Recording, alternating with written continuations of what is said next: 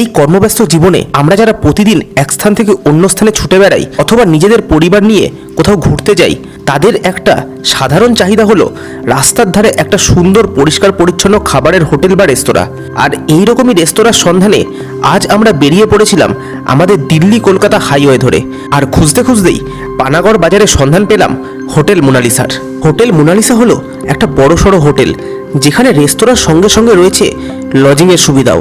হোটেলের এই লন দিয়ে ঢুকতে ঢুকতেই আপনার মধ্যে একটা লাক্সারিয়াস ফিলিং আসবে। হোটেলটি বিভিন্ন আসবাবপত্র এবং আলোকসজ্জায় সুসজ্জিত। হোটেলের বিভিন্ন রুমের ভাড়া সহ যাবতীয় ইনফরমেশন দিয়ে রাখলাম আমার এই ভিডিওর ডেসক্রিপশন বক্সে। হোটেলের অ্যাম্বিয়েন্স তো হলো, এবার আসি খাওয়া দাওয়া প্রসঙ্গে। রেস্টুরেন্টে ঢুকে যেটা সবার আগে দেখে ভালো লাগলো সেটা হলো 12 সিটের এই টেবিলটা। আপনার পরিবারের সদস্য যদি অনেক হয়, সেক্ষেত্রে আপনি পরিবারের সকলকে নিয়ে একসাথে খাওয়া দাওয়ার আনন্দ এই টেবিলে বসে উপভোগ করতে পারবেন। আজ খাবার দাবারে আমরা নিয়েছিলাম মাটন বটি কাবাব, যেখানে 8 পিস কাবাব থাকবে আর যার দাম পড়বে 380 টাকা। সঙ্গে মেন কোর্স হিসাবে আমরা নিয়েছিলাম মোনালিসা স্পেশাল চিকেন, যার দাম ছিল 250 টাকা, এবং চিজ গার্লিক নান, এর দাম হলো 80 টাকা। মাটন বটি কাবাবের সঙ্গে দেওয়া হয়েছিল 3টে ডিপ, ধনেপাতার চাটনি, টমেটো কেচাপ, মেয়োনিজ, এবং সঙ্গে ছিল এইরকম সতে করা পেঁয়াজ। এবার কাবাবের এই মাটনটা দেখুন, বেশ মশলাদার, ভিতরটা বেশ পিঙ্কিশ।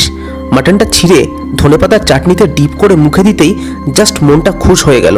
মাটনে রয়েছে ঝালঝাল মশলার সঙ্গে একটা স্মোকি ফ্লেভার, এবং গ্রিন চাটনির ধনেপাতা, টক দই এবং কাঁচা লঙ্কার ফ্লেভার দুটো একসাথে মিলেমিশে যেন মুখে ব্লাস্ট করলো।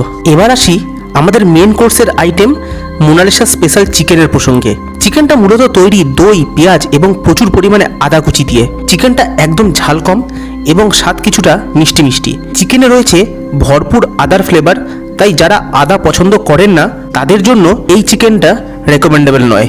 চিকেনটা দিয়ে খাওয়ার জন্য আমরা নিয়েছিলাম চিজ গার্লিক নান।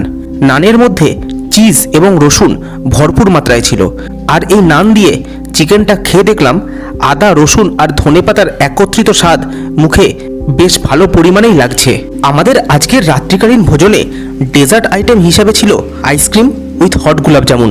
শুধু আইসক্রিম এবং গোলাপ জামুনটা খেয়ে বেশ ভালোই লাগলো, তবে যখন দুটোকে একসাথে নিয়ে খেলাম তখন গোলাপ জামুনের গরম মিষ্টি রস এবং আইসক্রিমের ঠান্ডা মিষ্টি মুখের ভিতর যেন এক স্বর্গীয় অনুভূতির সৃষ্টি করলো। আপনাদের কাদের কাদের এইরকম হট গোলাপ জামুন উইথ আইসক্রিম খেতে ভালো লাগে সেটা আমাদের কিন্তু জানাতে ভুলবেন না।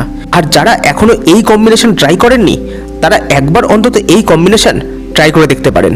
তাহলে আজকের ডেজার্টের সাথে সাথে মিষ্টিমুখ করে আজকের ভিডিওটাও আমরা এখানেই শেষ করছি। দেখা হচ্ছে অন্য কোনো দিন এরকমই কোনো নতুন রেস্তোরাঁর খাবার দাবার নিয়ে।